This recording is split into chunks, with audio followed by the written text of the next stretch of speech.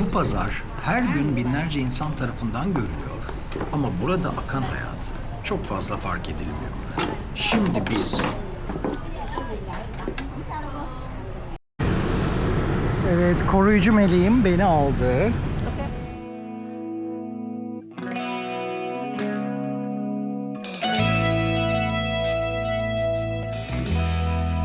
Bir yeri gerçekten görmek için orada çalışan insanların arasına karışmak, orada gezen insanlarla beraber ağır ağır gezmek gerek. Bir şehir, bir pazar en çok çalışanlarının yüzünden okunur. Emekçilerin yüzü mutlu mu, huzurlu mu en çok buradan anlaşılır. Ve biz bugün yine Vietnam'ın, Saigon'un önemli bir mekanında hayatın içine karışıyoruz.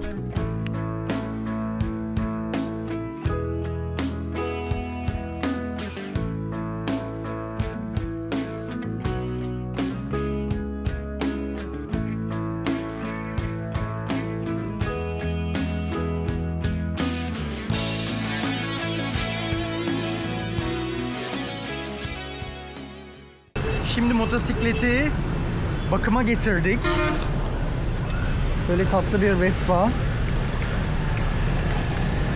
İlk defa onu gözlükle görüyorum. Acayip yakışmış. Bu sefer hiç korkmadım dostlar. Yani gayet zevkli ve gayet güzeldi. Çok kasılmadım da.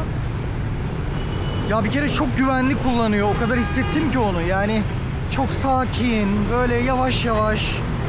Hani yola böyle tutunduğumuzu hissettim yani. Öyle bir psikoloji verdi resmen bana.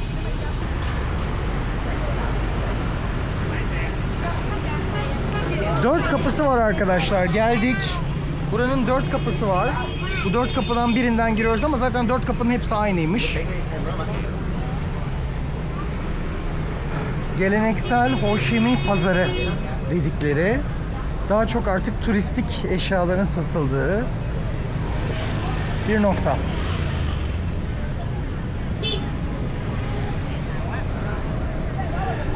Şimdi pazarı şöyle göreceğiz. Pazar bu arkadaşlar. Co Ben Tam. Pazar bu. Önce burada bir yemek yiyeceğiz. Sonrasında yemek yedikten sonra neden güldüğünü bilmiyorum, soracağım.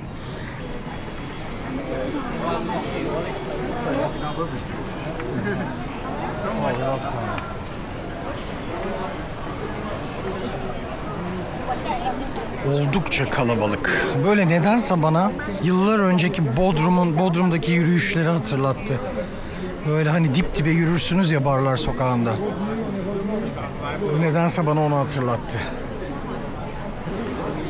Böyle dar şekilde yollara ayrılıyor.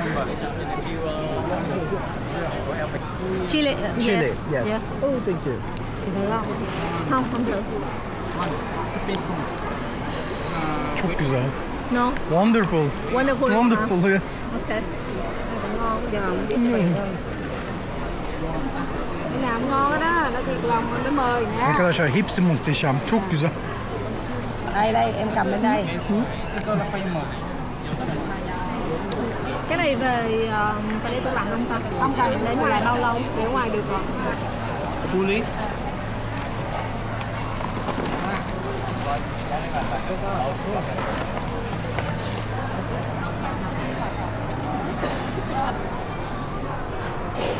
Alanın ana yolları dışında, yani 4 kapıya bağlanan ana yolları dışında böyle dar sokakları var. Bu dar sokaklar bütün noktalardan gidiyor. Rồi nếu như hoàn cảnh của bà sẽ nói như thế nào?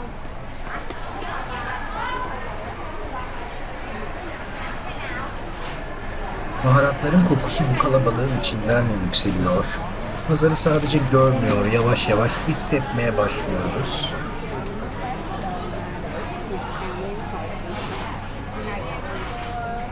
Bakın bunlar hep balık ürünlerinin kurutulmuşları. Balık ürünlerinin kurutulmuşları. Genelde 50.000, 60.000 VND fiyatları. Abla ayıklanmış meyve satıyor. Böyle genellikle kuru yemiş tarafındayız.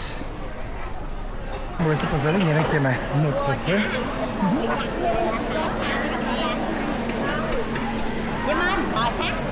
Evet, yer bulabildik. Cho em một tô thập cẩm. Cho em bún. Tam benim kalemin bir yere geldik. Gerçekten de burası çok tatlı. Oldukça sıkışık. İnanılmaz güzel. Böyle şehirde olduğunuzu hissediyorsunuz hakikaten. Bir Asya şehrinde olduğunuzu çok net bir biçimde hissediyorsunuz. Ben çok sevdim. Ve deniz ürünleri satılıyor. Bunu da çok seviyorum. Şu anda her şey muhteşem. No, I didn't drink before. They like you. We ran it at the mall. Lama. Rama đậu xanh. Lama. Yeah. This is lama. Yes. This is. Yes. Bunun adı ramenmiş arkadaşlar. Last ran it with coconut, and now it's with green bean. Oh, this is green bean. Yeşil fasulye dedi zannedersem, bakıyorum. Green bean. Green bean. With Aha. Çimlendirilmiş yeşil fasulye ile yapılıyor. Çok lezzetli. Üf, muhteşem. Hani böyle detoks için falan yapılan bir şeyler vardır ya, onun sürekli içiyorlar zaten. Yani sürekli onu içiyorlar. Çimlendirilmiş fasulye, çimlendirilmiş buğday, sürekli ondan bir şeyler yapıyorlar ve bu normal içecekleri. Bakın böyle bir yerdeyiz. Hiç öyle bir diyet ya da özel değil. İnsanlar bu tip şeyler içebiliyorlar rahatlıkla. Öyle bir pazarın içinde yemek yemek bana çok iyi geliyor. İnsanların birbirine bu kadar yakın olduğu, hayatın bu kadar görünür olduğu yerlerde şehir daha gerçek hissediliyor. Belki de burayı güzel kılan şey, herkesin kendi telaşının içinde bile başkalarına temas ederek yaşaması. Bütün bu hareketin altında görünmeyen bir emek var. Burayı asıl ayakta tutan şey insanların bitmeyen çabası.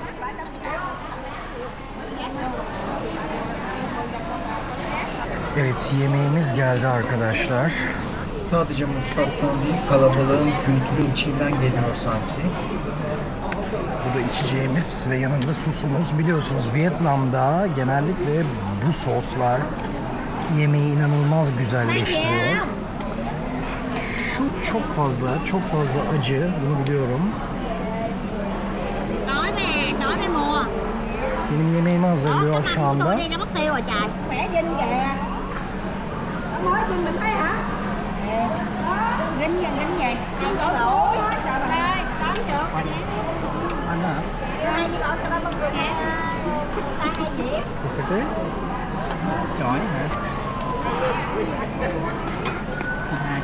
Evet, soframız düzenlendi. Şimdi tadacağım. Her zamanki gibi karidesten başlıyorum arkadaşlar. Okay. Can I? Bu karışıklık ve bu kaosa bayılıyorum. Güzel bir insanla birlikte yaşamanın değerini tam da böyle zamanlarda çok güzel anlıyorum.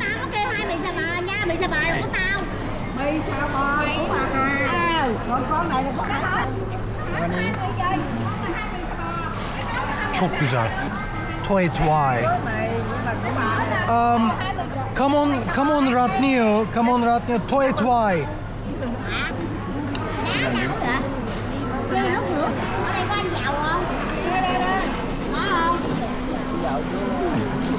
Şu karışıma bakar mısınız? İçinde her şey var. Sebzesi, eti, deniz ürünü. Ne bulursanız içine atılmış ve bence mükemmel olmuş. Yani beni yakın tanıyanlar bilirler. Ben çok severim bu karışımları.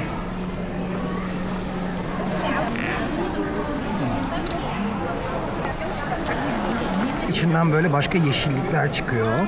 Bunlar soya gibi şeyler. Soyanın filizlendirilmiş hali.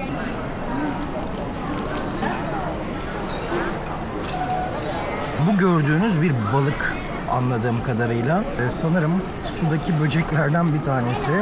Ama denizden babam çıksa yerim. Tertemiz ve çok güzel.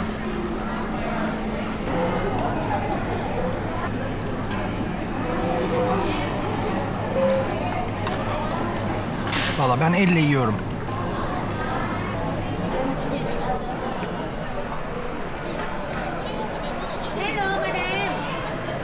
Bu çeşitlilik bu pazarın ne kadar yaşayan bir yer olduğunu anlatıyor. Bu pazarda yemek, şehrin ritmini tatmak gibi.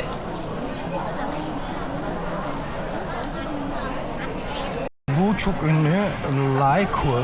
Bakın şöyle gösteriyorum.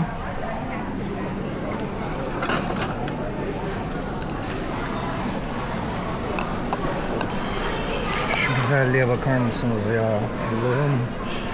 Şu o denizden çıkan işte balık, karides, üstünde fıstıklar var. Sebze, altında noodle. Şu böreğe de bayılıyorum. Ben bunu börek diyorum ama bambaşka bir şey olduğuna eminim. Chả giò. Chả giò. Yayo. Bunun adı yayo. Yayo. Muhteşem.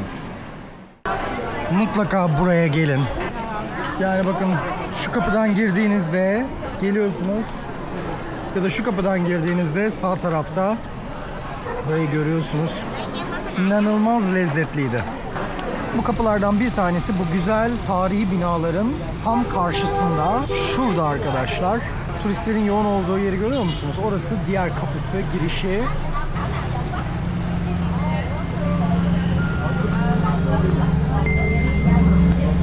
Evet, kapısından, diğer kapısından girdik şimdi. Yemekten sonra bu tarafa geldik.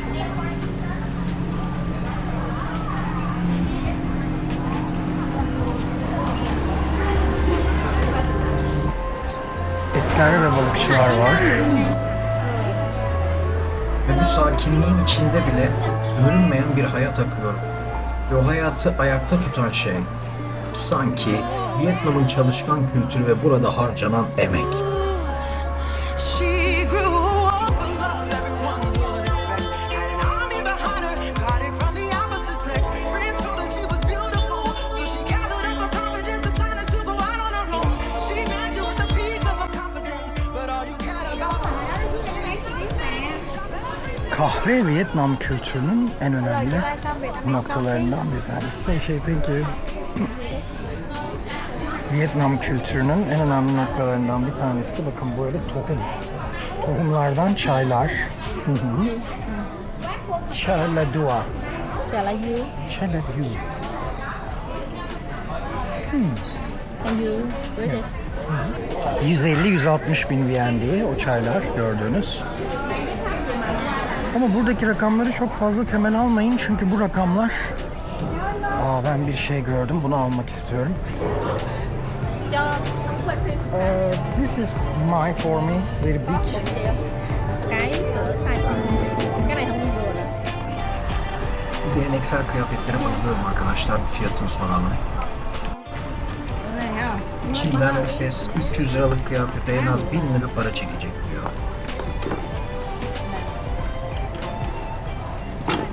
Ops. 733. 733. Yes. This is traditional. Huh? Traditional Vietnamese. Vietnamese, yeah. Traditional. Yeah. Okay. Thank you very much. Thank you very much. 743 bin VND'ymiş. Fiyatını öğrendim. Bu kıyafetler ortalama demek ki 700,000 yani 700 bin VND. Bu geleneksel Vietnam kıyafetleri.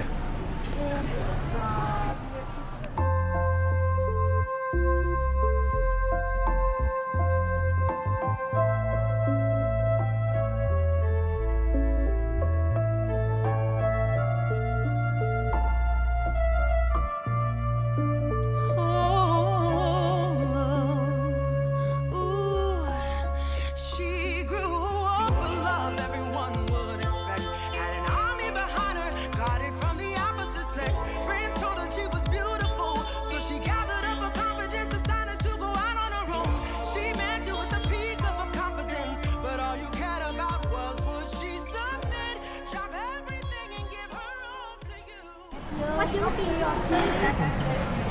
Evet, bunlar genelde gördüğünüz üzere 100 gram kahve fiyatları arkadaşlar. Yani 100 gram 120 bin, 150 bin, 90 bin gibi rakamlar var. VND. Prices is that, right? Burası böyle kahve dolu diyebiliriz. Çok fazla kahve var dört bir tarafta. Çaylar var. Farklı bitkiler de var. Kokuları da böyle burnumuza buram buram geliyor. Hi. Thank you.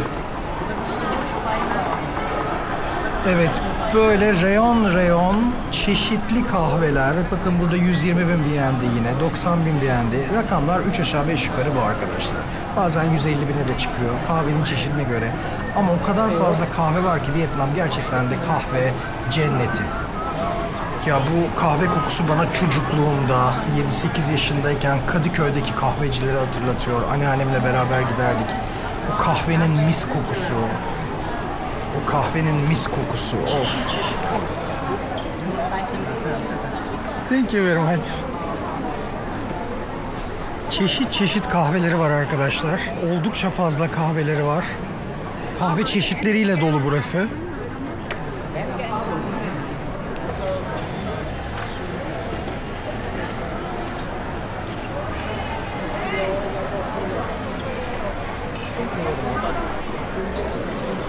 Ve çay çeşitleriyle dolu çok fazla çay var. Bir de bu şekilde kurutulmuş kuru yemişler.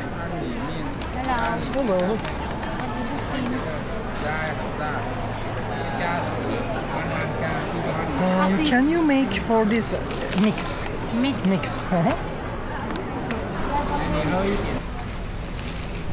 Hello, chào mừng em madam. This is close? Oh, why? Finished. Evet, burası bitirmiş olabilir. Evet, daha çok çünkü et ve balık reyonları. O nedenle sabahleyin daha çok açıkmış buralar. Şu anda işlerini bitirmişler.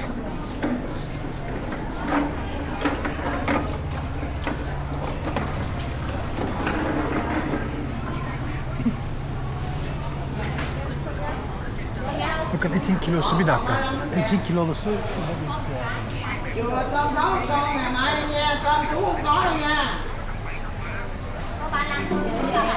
One minute. Cái này là What's that? 7 lè. Ở Long đang làm bỏ xe liền. Cầm đi giấy không phải.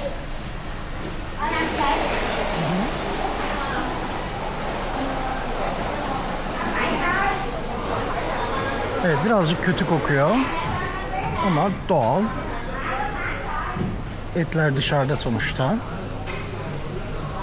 Buraya genellikle taze geliyormuş etler ve hemen günübirlik satılıp gördüğünüz gibi daha erken, yani diğer dükkanlara göre daha erken kapatıyorlar. Okay.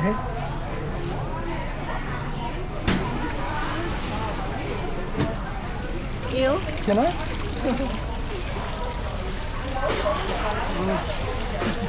Áo không nè. Come on yılan. Come on yılan. Sorry.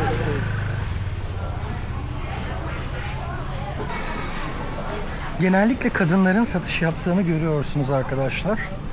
Pazarın nereden baksanız %70'i, satıcılarının %70'i kadınlar. Turizm açısından Ben Thanh çok güçlü bir simge. Vietnam'ın tanıtım afişlerinde, bloglarda, kitaplarda, tanıtım kitaplarında genellikle hep burayı görebiliyorsunuz. Turistler burayı gerçek Vietnam ile temas noktası olarak görüyorlar genellikle. Akademik literatür bunu da söylüyor, ekliyor.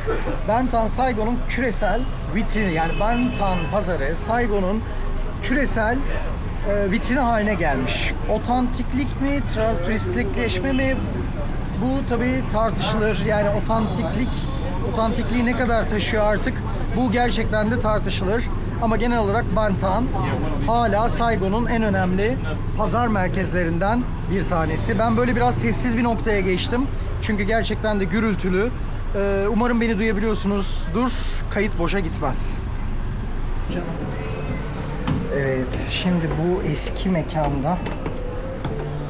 eski mekanda bir kahve içelim dedik. Saigon'un eski binalarından bir tanesi. Burayı böyle bir restoranta, kafeye dönüştürmüşler. Şöyle size de göstereyim.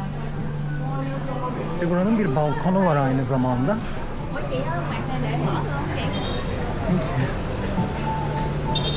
Here's okay? Oh, maybe no. Evet, çok tatlı. Çok tatlı. Here?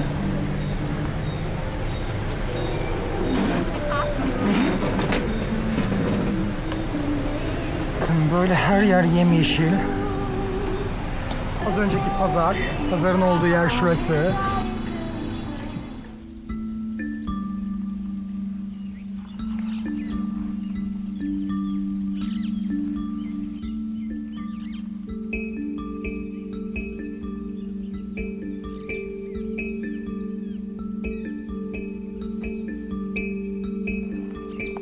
Binanın eskiliğini sordum arkadaşlar. 1950'den beri ayakta. 1950'ler dediler. Yani Amerikan Savaşı'nın tamamını görmüş. Hala ayakta. Yani öldürmeyen Allah öldürmüyor dedikleri sanırım bu.